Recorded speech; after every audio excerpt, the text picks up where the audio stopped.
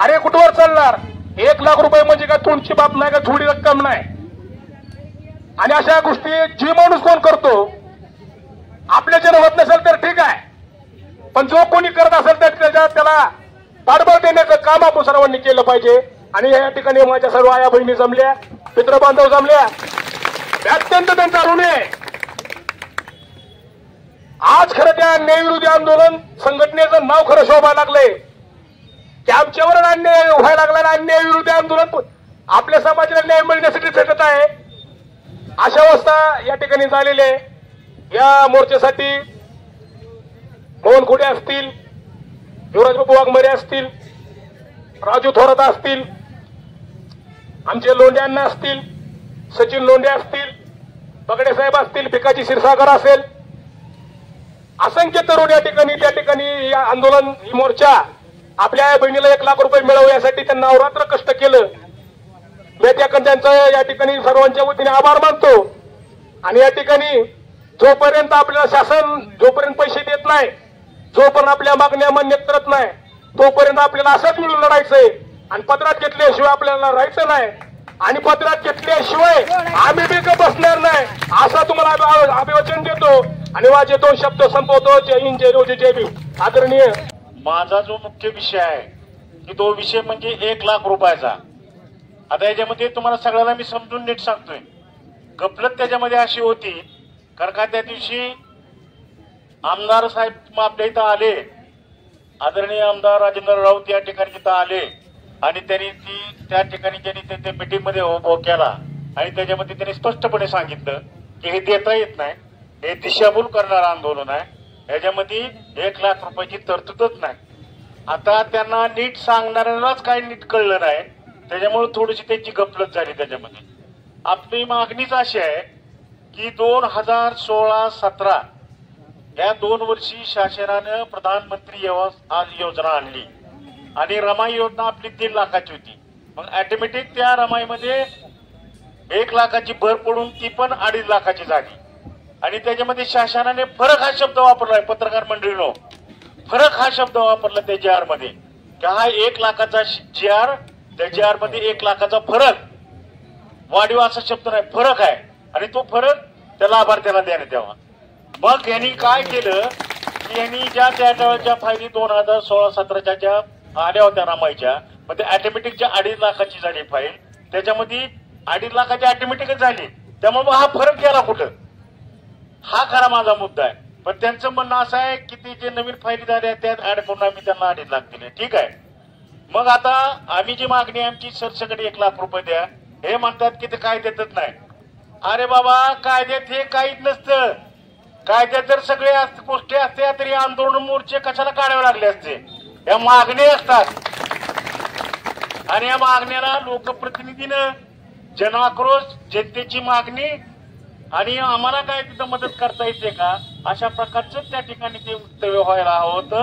परत ती थोडंसं गफलत झाली आणि आमदार साहेबांनी प्रचंड असं मातंग समाज हा गरीब आहे आणि मग त्यांच्या समोर जात असताना 1,00,000 रुपयाचा विषय घेऊन जात असताना 1,00,000 रुपये ते देत नाही म्हणल्यानंतर अतिशय मनाला ठेच पोहोचलेले मातंग समाजाला प्रचंड वाईट वाटलेलं आहे. कारण का ज्यावेळेस भाषण संपलं त्यांचं, त्यावेळेस लोक मला बायका भेटल्या, अक्षरशः त्यांच्या डोळ्यात पाणी आलं की आता आपल्याला 1,00,000 रुपये आमदार साहेब देत नाहीत म्हणलेत म्हणजे आता 1,00,000 रुपयापासून आम्ही वंचित राहणार. मी म्हणलं आपण प्रयत्न करू. मागण्या हे मागायच्या असतात.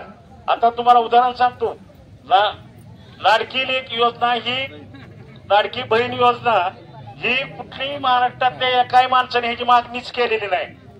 तरी सुद्धा निवडणुकीच्या तोंडावरती सरकारला तो निर्णय घ्यावा लागला आणि हजारो कोटी रुपयाचं वाटप आता होते. योजना चांगली आहे, मी ते सरकारचं अभिनंदन करेन. पण मागणी नसलेल्या योजना तुम्ही सर्व लोकांसमोर आणताय आणि जी लोकांची मागणी आहे आणि ते म्हणतात की कायद्यात बसत नाही, देता येत नाही. हा किती विरोधाभास आहे हा.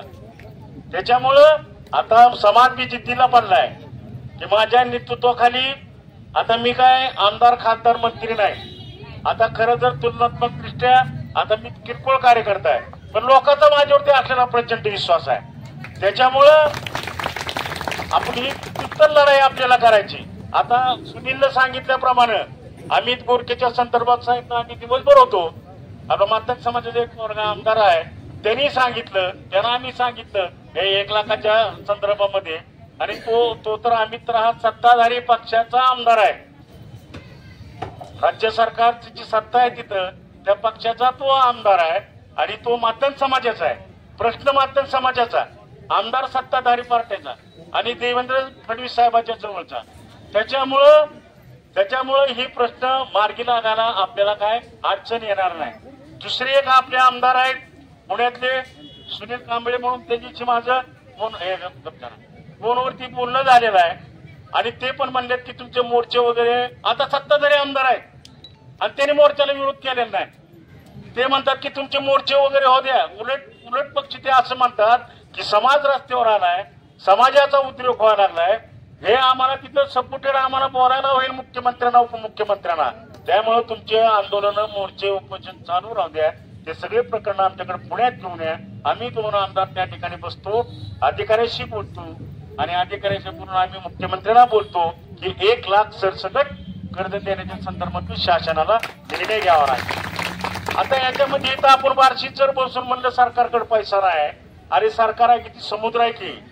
आता इथं बसून जर आपण म्हणलं सरकारकडेच पैसा नाही तर मग तिथे थोडस लोकांना न पटणार आहे. सरकार म्हणजे समुद्र असतं ना, सरकार कुठनं बी पैसा आणेल ना आपल्यासाठी. आणि संपूर्ण महाराष्ट्रात रमाई घरकुल योजना, त्यांचं म्हणणं असं आहे सीओचं, ते फक्त बार्शी सारखा विषय नाही, बार्शीत दिलं तर संपूर्ण महाराष्ट्रात द्यावं लागणं. बरोबर आहे ना, मग देऊ दे की बाबा, तुझ्या काय खिशातलं चाललंय. आणि महाराष्ट्रासाठी लागतील 100 कोटी रुपये रमाई घरकुलच्या संदर्भामध्ये लोकांसाठी. मग 100 कोटीने काय सरकार काय पोचणार आहे. बरं, आमच्या मागण्या ज्या आहेत त्या आम्ही काय आभाळ मागतोय का. आम्ही जे दैनंदिन गरजेच्या ज्या वस्तू आहेत, दैनंदिन लोकांना लागतं तेच मागतो. आणि त्याच्यामध्ये रमाई घरकुल हे चांगल्या पद्धतीने त्या ठिकाणी झाली. आता दुसरा एक भाग आहे, त्याच्यामध्ये आपल्या भागामध्ये राहणारे जे लोक आहेत त्या ठिकाणी काही माळी वडार समाजाची लोक आहेत, वेगवेगळ्या जातीची लोक आहेत. आता ते आमच्या तिथं राहतात, आमची घरं झाली पण त्यांची घरं होऊ शकत नाहीत का. चिप ऑफिसरचं म्हणणं असं आलं, त्यांची जी घरं आहे, समजा वडारवाडाची सोसायटी आहे वडार वस्तीची, ती वडार वस्तीच तोडा आणि त्या ठिकाणी आम्ही रस्ते लाईट करून देतो, मग तुम्हाला घरापासून. कोणचा मूर्ख माणूस जगातला स्वतःच 2 गुंठे जागा देऊन एका घरासाठी तुम्हाला घर ताब्यात देईल. आमची मागणी याची आहे, रमाई घरकुल ज्या पद्धतीने त्या ठिकाणी राबली, रमाई घरकुलच्या धर्तीवरच प्रधानमंत्री योजना ही ओबीसी लोकांना सुद्धा त्या ठिकाणी द्यावं. कारण का आम्ही जिथं आपण राहतो तिथं ओबीसी लोक सुद्धा भरपूर आहे. हे आमच्या ह्या मागण्या आहेत आणि ह्या मागण्याला कुठेतरी खीळ घालत असताना ते होतच नाही, ते काय देतच नाही. अरे प्रत्येक गोष्ट काय देत नसते रे बाबा, ते मागून घ्यावी लागते, त्यासाठी रस्त्यावरती यावं लागते. आणि म्हणून आपण ह्या मोर्चाचं आयोजन केलं आहे. आता दुसरी एक